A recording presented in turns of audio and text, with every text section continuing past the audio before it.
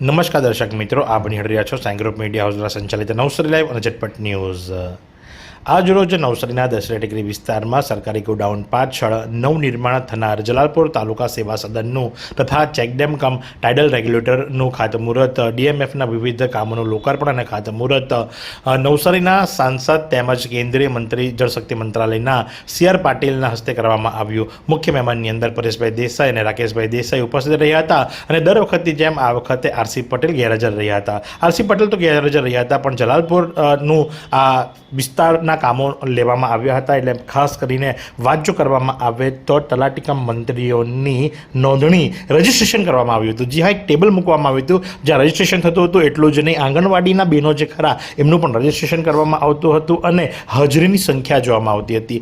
આમ તો જલાલપોર તાલુકા પંચાયતના પ્રમુખ જે ખરા એ અને એક રણધીરભાઈ બે જેવા ચહેરા હતા કે જે દેખાયા હતા, બાકીના બધા ચહેરા મોટે ભાગે ગાયબ દેખાયા હતા। અને આ રીતે સ્પષ્ટપણે કહી શકાય કે આર.સી. પટેલનો દબદબો તો ખરો, પણ એકંદરે વાત જો કરવામાં આવે તો જલાલપોર તાલુકા સેવા સદનનું મકાન જે ખરું એનું ખાતમુહૂર્ત શા માટે નવસારીમાં કરવામાં આવ્યું એની ચોખવટ જિલ્લા કલેક્ટરે પણ આપી અને ત્યાર પછી સી.આર. પાટીલે પણ આપી। એટલે કે આર.સી. પટેલના મત વિસ્તારનું ભલે મકાન બનતું હોય પણ નવસારીમાં શા માટે રાખવામાં આવે છે એનું પણ ચોખવટ કરવામાં આવી અને મહત્ત્વની વાત એ છે કે નવું મકાન બનવા જઈ રહ્યું છે। તો આ રીતે એક સરસ મજાનું ખાતમુહૂર્ત જે ખરું એ આજે કરવામાં આવ્યું।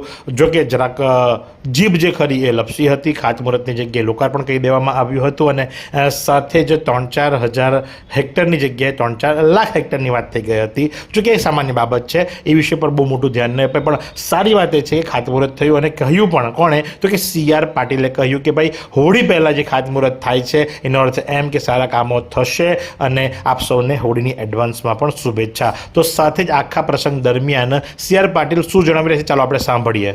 જલાલપોર મામલતદાર કચેરી કે જે ભૌગોલિક દ્રષ્ટિએ જલાલપોર તાલુકામાં કોઈ જગ્યાએ શક્ય નહોતી, એટલે ભૌગોલિક દ્રષ્ટિએ જે બે ભાગમાં વહેંચાયેલો આ જે તાલુકો છે અને મામલતદાર કચેરી એ નવસારીમાં જ બનાવવાનું જરૂરી હતું ને એટલા માટે આજે એનું ખાતમુહૂર્ત થયું છે।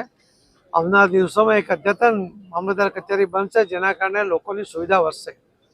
લોકોને રાહ જોવી હશે તો બેસવાની વ્યવસ્થા હશે, એમના માટે બધી જ અનુકૂળતા ત્યાં ઉપલબ્ધ હશે અને સરળતાથી અધિકારીઓ પણ કામ કરી શકે, કર્મચારી પણ કામ કરી શકે એ પ્રકારની વ્યવસ્થા સાથે આ કચેરી બનશે। ખૂબ ઓછા સમયની અંદર આનું નિર્માણ થઈને લોકાર્પણ થઈ જશે એવો મને વિશ્વાસ છે। નવસારી મહાનગરપાલિકા અને નવસારી જિલ્લો આ બંને દરેક ક્ષેત્રની અંદર આગળ જવા માટેનો પ્રયત્ન કરે છે। જળ સંચયમાં એમને ગયા વખતે નવસારીને જિલ્લાને ઇનામ પણ મળ્યું છે અને આ વખતે પણ ખૂબ સારી કામગીરી એમાં પણ ચાલી રહી છે। ખેડૂતોના સહકાર સાથે વર્ષોથી જે ભરાઈ ગયેલા કોતરોને સાફ કરવાનું કામ પણ ખેડૂતોને સાથે રાખીને કરવામાં આવી રહ્યું છે અને એના કારણે પણ આ જ વર્ષથી ખેડૂતોને પાણી સંચય માટે અને પાણીની ક્વોલિટી સુધારવામાં ખૂબ મદદરૂપ થશે। અમે દિલ્હીના યુનિવર્સિટીમાંથી પાણીના જે ખારાશ છે દૂર કરવા માટે અને કાંઠાના વિસ્તારોને પણ એમને આખો વરસ ચાલે એટલું પીવાનું પાણી એમના વિસ્તારમાં મળી રહે એવો સંચય કરવા માટે એમને અમે કામગીરી આપી છે અને ડીપીઆર પણ હમણાં 15 દિવસમાં તૈયાર થઈ જશે અને એમાં પણ કામ અમે ખૂબ જલ્દીથી ચાલુ કરવા તરફ જઈ રહ્યા છીએ। તો નવસારી દરેક ક્ષેત્રમાં આગળ વધીને એક મોડલ મહાનગરપાલિકા અને એક મોડલ જિલ્લો બનાવવાના સંકલ્પ સાથે આગળ વધી રહ્યા છે। આપ સૌનો સહકાર એમાં મળી રહે એ મારી આપના માધ્યમથી સૌ નવસારી મહાનગરપાલિકાના અને નવસારી જિલ્લાના સૌ ભાઈ બહેનોને મારી વિનંતી છે। ખૂબ ખૂબ ધન્યવાદ। જે કોતરો છે એ અમે આજે જોવા જઈએ છીએ અને અમારા મંત્રાલય દ્વારા લગભગ 8મી તારીખે કાર્યક્રમનું આયોજન કરવા તરફ જઈ રહ્યું છે।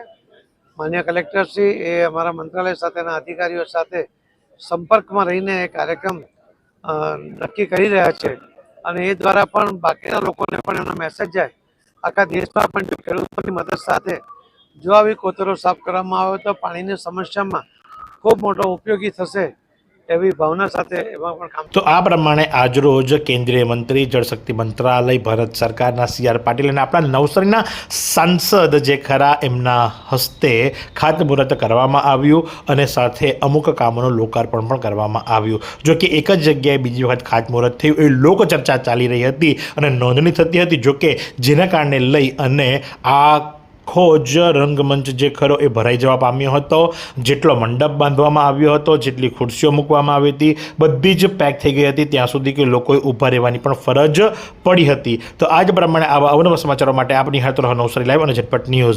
એવી કઈ હોસ્પિટલ છે જ્યાં કેન્સર માટે સર્જરીની સેવા હોય, કીમોથેરાપીની સારવાર હોય, રેડિયેશનની સારવાર હોય, પીટી સીટી સ્કેન હોય, કેન્સરની પેથોલોજી હોય, મેમોગ્રાફી હોય, એટલે કે બધું જ. હા, બધી જ સારવાર એક જ હોસ્પિટલમાં હોય. તે છે નવસારી નિરાલી કેન્સર હોસ્પિટલ.